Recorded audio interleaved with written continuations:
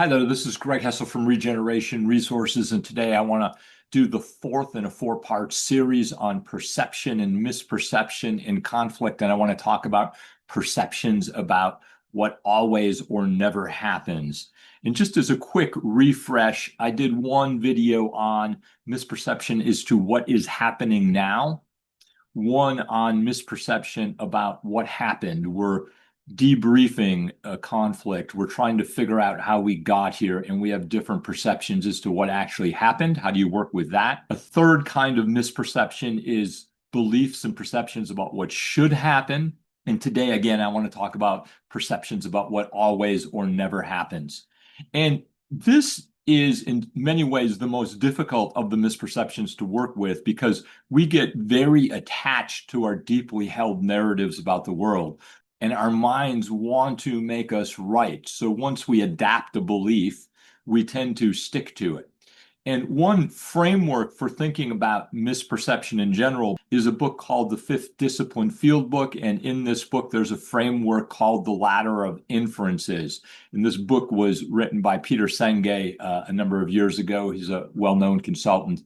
And in this model of the ladder of inferences, a ladder is a metaphor. And the bottom of the ladder is most grounded in reality. And as you go up the ladder, it becomes more and more in the clouds and generalized our thinking.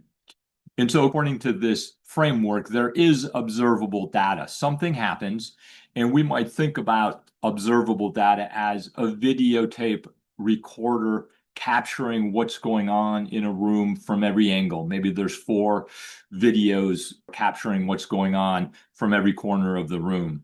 Inevitably, there's way too much going on for us to pay attention to everything. So we select certain data and we disregard other data.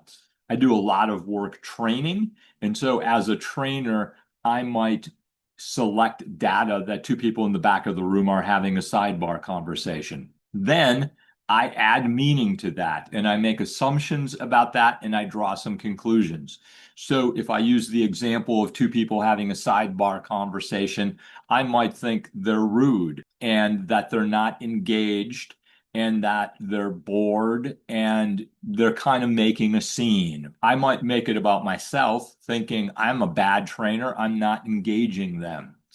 Or I could think of just the opposite. I could tell myself, wow, they're really engaged in this content. They can't contain themselves. They're having a conversation about the topic at hand. Really, I'm just making something up.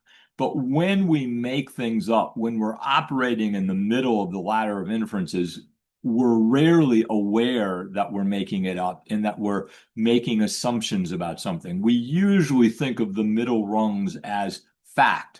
I'm a great trainer. I'm a terrible trainer. They're rude people or they're super engaged people. And then we adapt beliefs, the second to the top rung of the ladder, and we take actions based on our beliefs.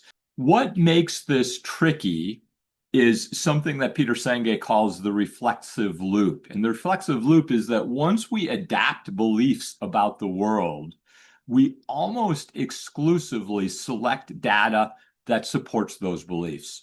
I think the best example of this is political parties. If we believe that one political party is better than another, then we almost exclusively watch news that makes our political party the good party, and we disregard data that challenges the value of our political party. If we think somebody is lazy, we're going to pay attention when they're late for work or they're not working. And we're not going to pay attention when they're working hard. And so there's countless examples of us selecting data that supports our views, which makes it really hard to distance ourselves or disengage from deeply held narratives about the world. A few things that can help in a conflict management or difficult conversations context. One is just by walking other people and yourself down the ladder so that you're beginning with what is the observable data that everybody agrees on. That's a good starting point, because if you're starting from the middle rungs of the ladder, from conclusions or interpretations, people are inevitably going to see those differently. Secondly, You can explore alternative interpretations. So this happened, and when that happened, what you told yourself about it was this, the interpretation. Are there any other ways you could think about it? You could look at exceptions to the interpretation. Are there any times when Greg isn't lazy? Third, you can ask or explore a time in the past when things are different. The narrative, sometimes the narrative is about conflict. We'll always be in conflict. They love conflict. So you could say, has there ever been a time when you weren't in conflict? And then you could also explore how the other party might interpret the data. This is tricky because we select data that proves that we're right. That's how our minds work. And we tend to think that whatever we think is true just because we think it, but frequently we're operating from the middle rungs of the ladder, and what's going through our head is not even close to truth. It's an interpretation based on a past experience and a past story.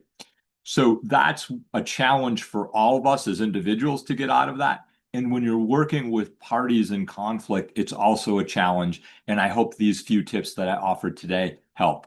Thank you very much. Have a great day.